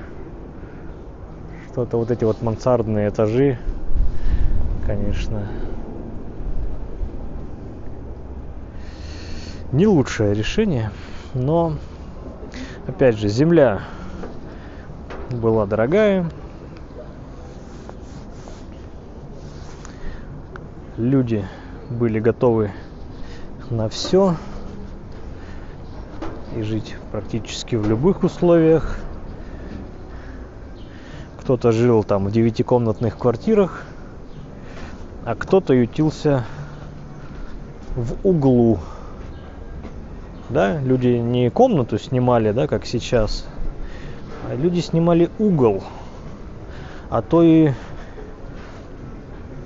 не просто угол, а в определенное время. То есть люди работали в разные смены, скажем так. Ну и спали на одной койке по очереди.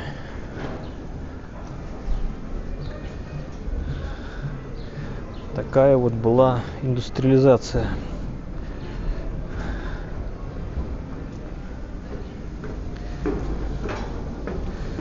На такое были готовы. Вот, видите, пиццу несут. Треугольничек.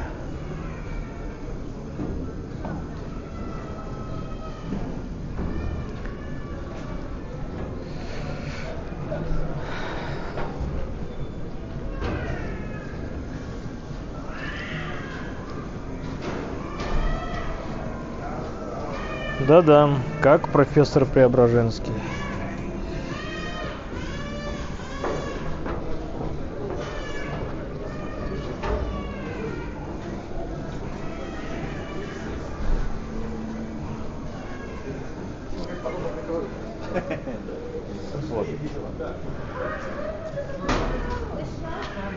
Мы направо, что какая-то?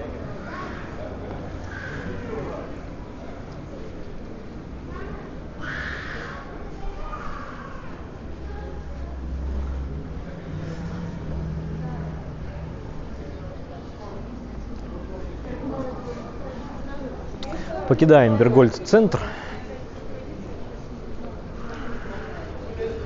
И все-таки держим путь к Сенной площади. Интересно, интересно.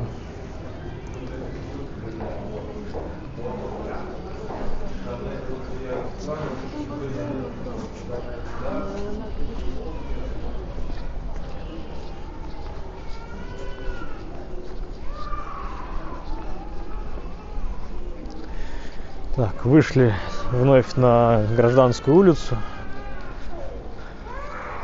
Возвращаемся на Столярный переулок. Здесь у нас истерика происходит. Вот.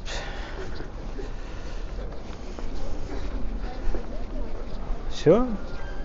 Проорался ребенок и снова нормально.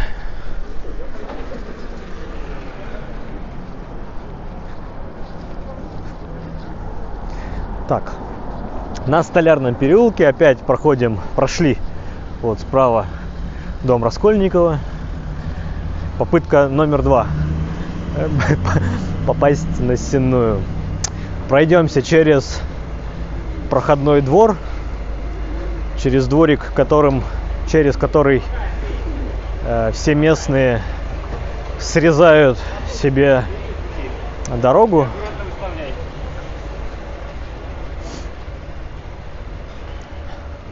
Тут, как видите, справа островок зелени, в кавычках.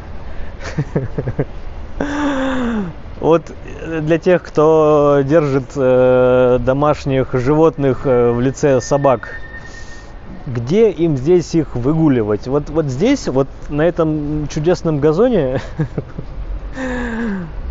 Так нет его здесь. Это, конечно, нонсенс.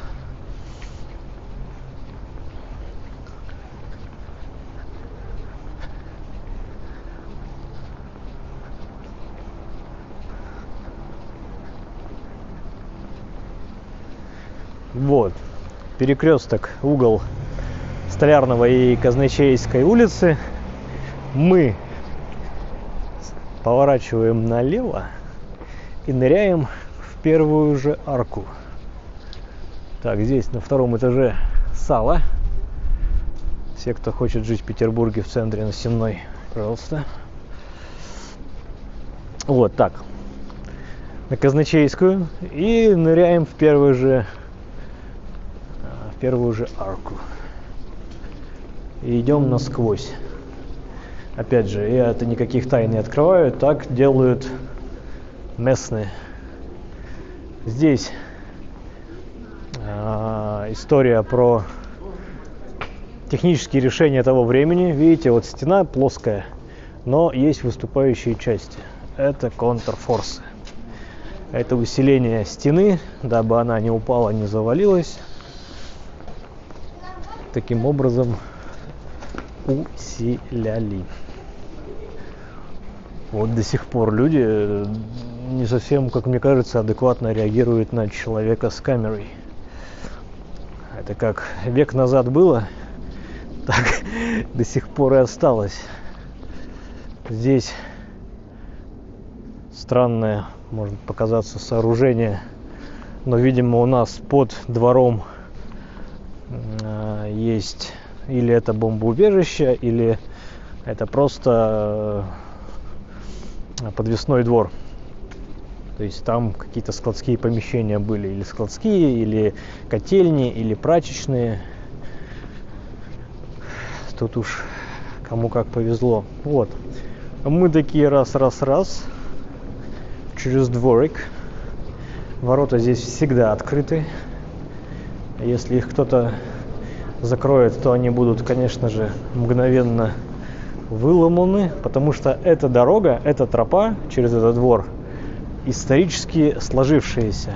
А почему? Да потому что это ближайший путь к Сенному мосту. Пешеходный мост через канал Грибоедова.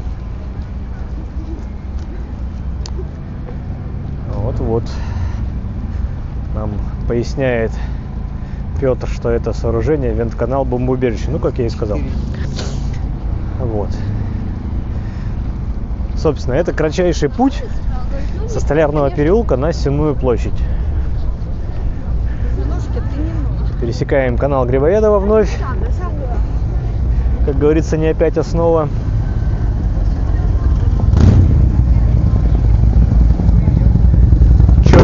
Четкие на чоперах.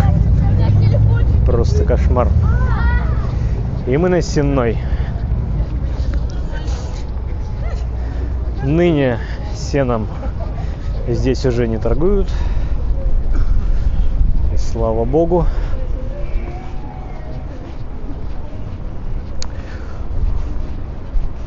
Ну а для всех, кто догулял со мной, анонсирую: завтра будет опубликован ролик с этого места. И завтра мы прогуляемся от Сенной площади до площади Репина по проспекту Римского-Корсакова. А дальше мы сменим вид путешествия с пешего на колесный. И вот на какой я расскажу уже в конце завтрашнего ролика. Так что подписываемся. Конечно же, ставим лайки, помогаем каналу продвигаться, расширяться. Впереди, я очень надеюсь, теплые деньки.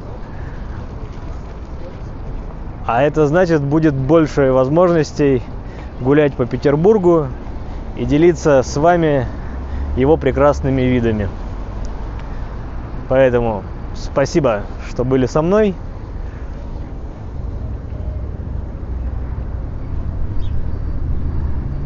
До скорых встреч!